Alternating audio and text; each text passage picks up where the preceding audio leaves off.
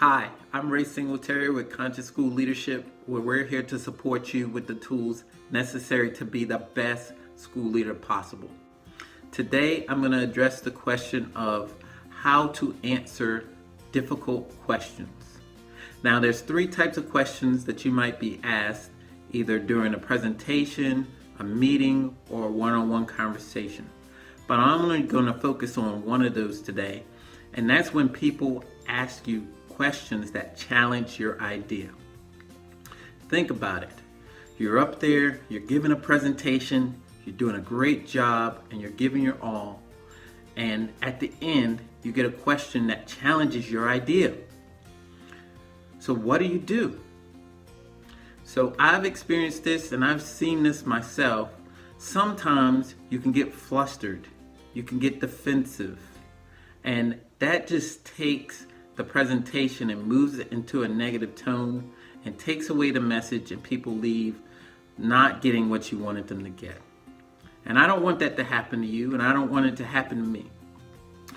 So this three-step process is going to help you to keep your credibility and to keep your composure in that situation.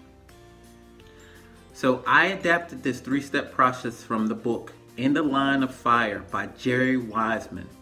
And it's 3 steps that are really going to help you structure your thinking whenever you're answering that question that is difficult. So, step 1 of this process is to paraphrase the question. And I know that paraphrasing can feel a little bit uncomfortable, and it can kind of seem like you're just repeating what that person said. However, the benefits for you is that 1, it buys you some time to think about your answer. 2, it ensures that you understand the question.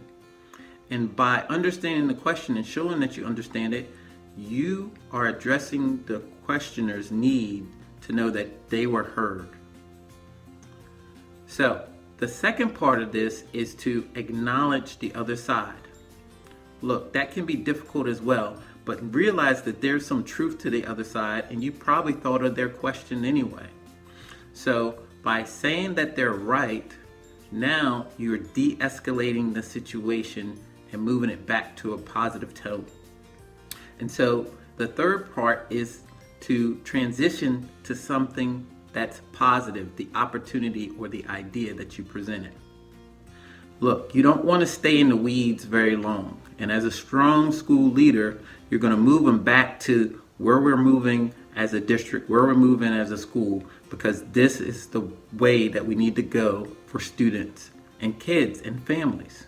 So by transitioning back to the opportunity and idea, you're getting out of the weeds and getting to a positive tone again. So I'm going to share with you an example from my own experience.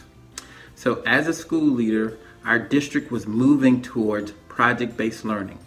And this was a big instructional shift for our teachers in our community. And so I was tasked with presenting some information that let the teachers know that they were going to have to do 2 projects throughout the school year. So I did my presentation, I felt great about it, and then at the end, I got a question. And here's what the question asks. How do you expect us to fit in these projects and prepare students for the end of year testing? So this is how I answered it.